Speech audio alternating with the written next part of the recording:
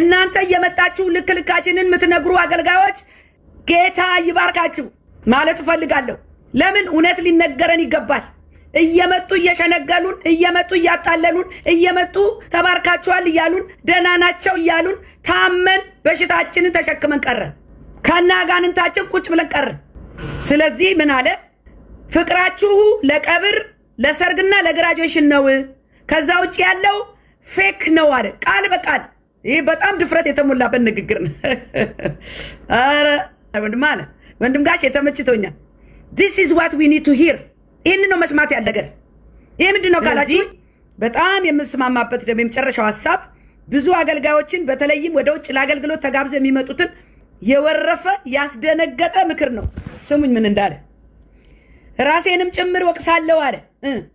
ከልቡ የሚያዝንና የሚጸልይላችሁ ሰው የለም። ኪሳችሁን ፈልጎ እንጂ የሚመጣው ገንዘብ አስልተን ነው የምንመጣው። በግልጽ ተናግሮና ተገነት ደገፉ አላለችው ፓስተር ዘማሪ ታምራት ኃይሌ ጌታ ይባርክ። በግልጽ እንደዚህ ልትናገሩ ይገባል እናንተ ባለቤቶቹ። ራሴንም ጭምር በመውቀስ ነው የምናገረው። ከልቡ የሚያዝንና የሚጸልይላችሁ ሰው የላችሁ። የሚመጣ ሁሉ ኪሳችሁን ፈልጎ የሚመጣ ሁሉ የሆነ ነገር ፈልጎ አገልጋይ የሚባሉ ተብዬው ጭምር ማለት ነው። ሰላም ወገኖች፣ ኢትዮጵያውያን፣ ኤርትራውያን እንዴት ናችሁ? እንዲከረማችሁ እህታችሁ ወንጌላዊት ጸገነት ነኝ። የቃልና የመንፈሳዊ ምክር አገልግሎት ነው። ዘማሪ ፓስተር ታምራት ኃይሌ ውጭ ላለነው ቅዱሳን ልካችንን እኔ በጣም ነው የረካሁት። የማልስማማበትን ደግሞ መጣበታል። ስለዚህ በሰው ሀገር ለምንኖር ቅዱሳን እውነትን የገለጠ በጣም ግልጽ የሆነ መልእክት ሆኖ አግኝቼዋለሁ። እኔ ምናልባትም ሌሎች አገልጋዮች ተጋብዛችሁ ስትመጡ እኛን ላለማስቀየምና ገንዘብ ለመሰብሰብ ሳታመቻምቹ የእግዚአብሔርን ትክክለኛ መልእክት ብትነግሩን ደስ ይለናል። ብዙ ጊዜ ተጋብዘው የሚመጡ አገልጋዮች ትክክለኛውን የእግዚአብሔር ነገር አይናገሩ፣ ወይ ለማጽናናት ወይ የሆነ ነገር ለማትረፍ። አሁን መጣበታለሁ። እኔም ስደተኛ አንተም ስደተኛ፣ እኔም የደቡብ ልጅ አንተም የደቡብ ልጅ፣ እኔም ጎረምሳ አንተም ጎረምሳ ነው ነገሩ። ይሄ ነው በቃ ነገሩና ፓስተሩና መንጋው እረኛውና መንጋው እኩል ናቸው። አሎ እጋራለሁ። እዚህ አሜሪካን ሀገርም በገንዘብ የተነሳ እርስ በርስ መከባበር፣ አንዱ ማዳመጥ፣ ፓስተር እንዲህ ብሏል ብሎ ዝቅ ማለት የለም፣ አልተለመደም። የደቡብ አፍሪካው የራሱ ገጽታ አለው፣ የአሜሪካውም ተመሳሳይ ነው። እስማማለሁ በዚህ። ሁለተኛ ያነሳው ሀሳብ ደግሞ እውነት አጥንት ደረቅ እውነት ነው፣ ያማል። አዎ ግን መድኃኒት ነው። ልክ እንደ መርፌ በጣም በግልጽ ነው የተናገርከው።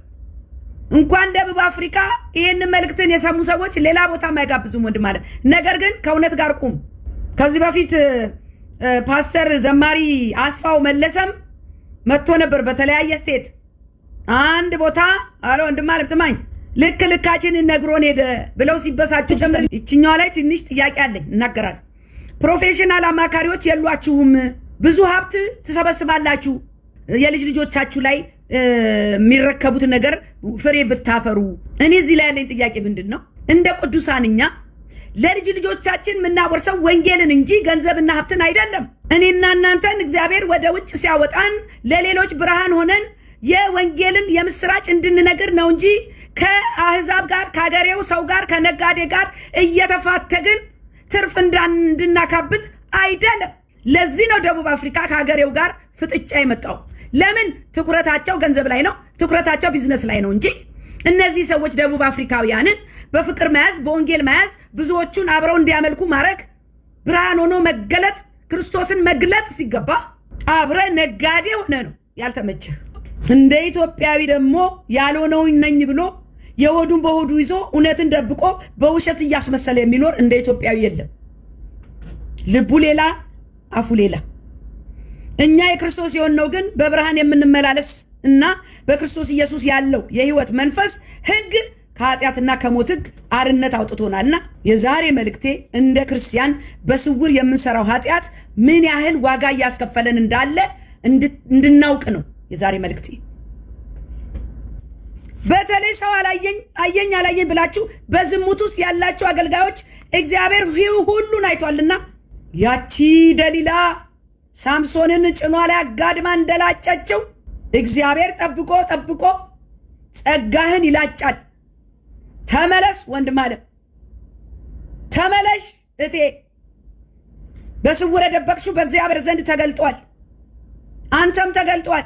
ቅዱሳን ሆናችሁ በተለይ በእግዚአብሔር ቤት ሆናችሁ በተለይ አገልጋይ ሆናችሁ በተለይ በስውር ኃጢአት ውስጥ ያላችሁ ይሄ መልእክት ለእናንተ ነው ወገኖቼ። ዛሬ በጣም ደስ የሚል መልእክት አገኘውና ደስ የሚል ማለት ምን ማለት ነው?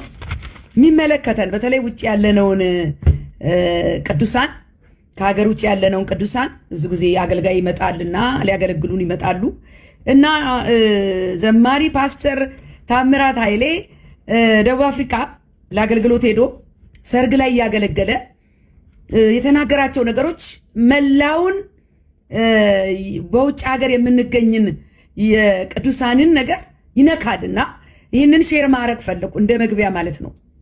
ስለዚህ ምንድነው ወንድማችን ፓስተር ዘማሪ ታምራት ኃይሌ እንዳልኩት በደቡብ አፍሪካ ለሰርግ አገልግሎት ነው የተጋበዘውና ንግግሩ በጣም ገረመኝ። ደቡብ አፍሪካዎች መቼም ደግመው አይጋብዙም ወንድም አለ። በጣም ልክልካችንን ነው የነገርከን። ልክልካችንን ያነሳቸውን ነጥቦች ማየት እፈልጋለሁ። መጀመሪያ ያነሳው ምንድነው እንግዲህ ሰርግ ነው አስቡት።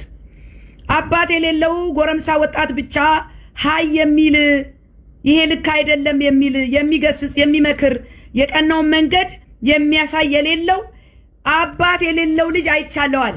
ይሄም ደግሞ ከምን የመጣ ነው ብትሉኝ ሽማግሌ ቤተክርስቲያን ቢሆኑ ፓስተሩ ቢሆኑ በእድሜ ኩዮች ናቸው። በዘርም ደግሞ የአንድ አካባቢ ሰዎች ናቸው። ስራቸውም አንድ አይነት ነው። ኑሯቸው አንድ አይነት ነው። ስለዚህ አባት የሌለው ልጅ አንዱ አንዱን ተቆጥቶ መክሮ አንዱ ሽማግሌ ሆኖ አንዱ የሚደመጥ የሚከበር አባት የለም። ሁሉም እኩል ነው። የሰርጉም ቢሆን መቼም ሁለተኛ እንዳልኩት አይጋብዙም።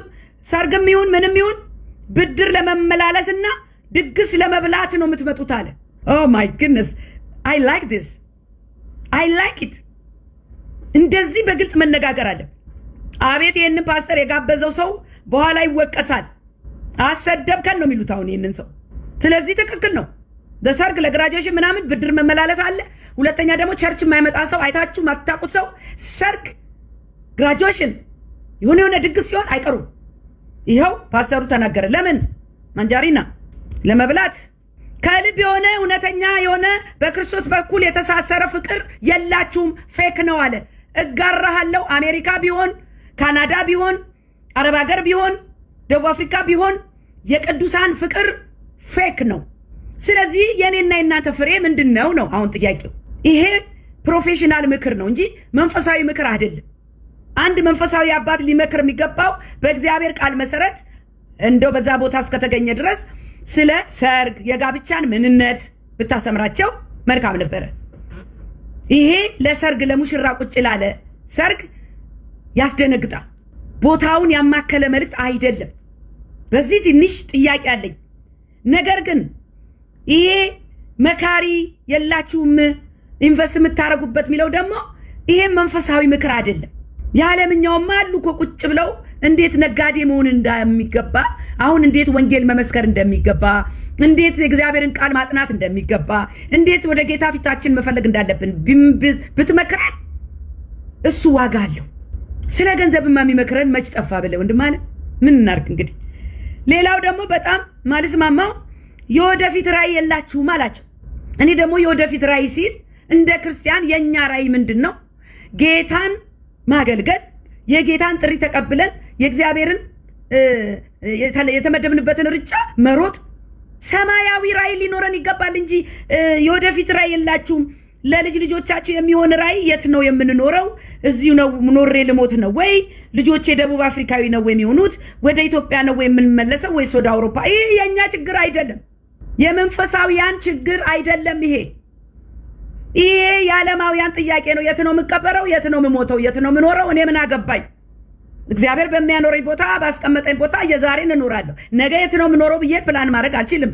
ራእይ ማለት ግን መንፈሳዊ ራእይ ይሄ አይደለም። በዚህ ላይ አልስማማም። እኔ ጌታ ሊመጣ እኮ ነው። ጌታ ሊመጣ በደጅ ነው። እየተዘጋጃችሁ ነው ወይ ይባላል፣ የሆነ የሚቀሰቅስ ነገር። ስለዚህ አገልጋይ ሲመጣ ዘማሪውም ምኑም ገንዘብ ለመሰብሰብ ነው እንጂ ከልቡ የሚያዝንላችሁ የሚጨነቅላችሁ ተንበርክኮ የሚጸልይላችሁ የለም። ስለዚህ ዶላር እየወሰዱ ነው የሚጸልዩልን ማለት ነው። እግዚአብሔር ይባርክ። ወንድም አለ ተስማምቻለሁ።